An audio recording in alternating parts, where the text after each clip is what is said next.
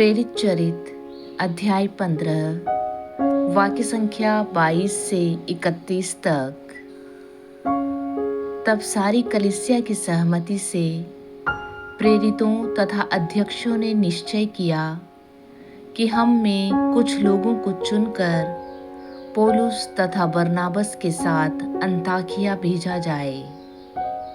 उन्होंने 2 व्यक्तियों को चुना जो भाइयों में प्रमुख थे, अर्थात यूदस को जो बरसब्बास कहलाता था और सीलस को, और उनके हाथ यह पत्र भेजा। प्रेरित तथा अध्यक्ष, आप लोगों के भाई अंताकिया, सीरिया तथा किलिकिया के गैर यहूदी भाइयों को नमस्कार करते हैं। हमने सुना है कि हमारे यहाँ के कुछ लोगों ने, जिन्हें हमने कोई अधिकार नहीं दिया था, अपनी बातों से आप लोगों में घबराहट उत्पन्न की और आपके मन को उलझन में डाल दिया है।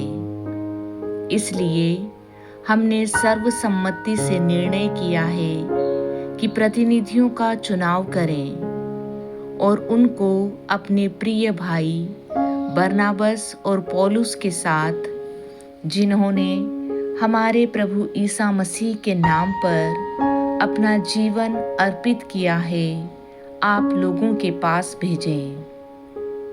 इसलिए हम यूदस तथा सीलस को भेज रहे हैं। वे भी आप लोगों को यह सब मौखिक रूप से बता देंगे।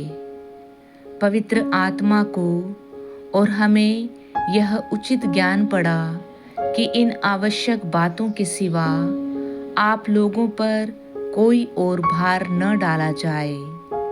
आप लोग देव मूर्तियों पर चढ़ाए हुए मांस से, रक्त, गला घोटे हुए पशुओं के मांस और व्यभिचार से परहेज करें।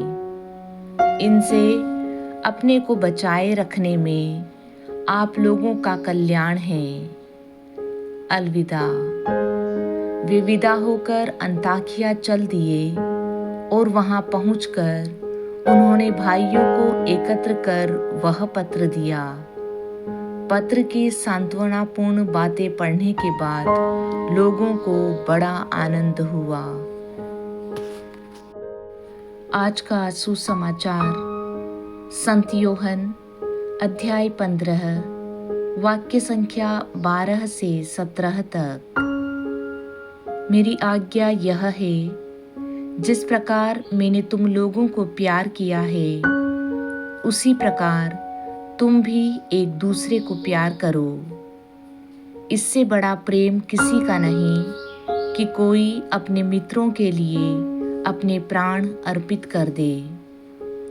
यदि तुम लोग मेरी आज्ञाओं का पालन करते हो तो तुम मेरे मित्र हो। अब से मैं तुम्हें सेवक नहीं कहूँगा। सेवक नहीं जानता कि इसका स्वामी क्या करने वाला है। मैंने तुम्हें मित्र कहा है, क्योंकि मैंने अपने पिता से जो कुछ सुना वह सब तुम्हें बता दिया है। तुमने मुझे नहीं चुना, बल्कि मैंने तुम्हें इसलिए चुना और नियुक्त किया कि तुम जाकर फल उत्पन्न करो, तुम्हारा फल बना रहे, और तुम मेरा नाम लेकर पिता से जो कुछ मांगो वह तुम्हें वही प्रदान करेगा। मैं तुम लोगों को यह आज्ञा देता हूँ, एक दूसरे को प्यार करो।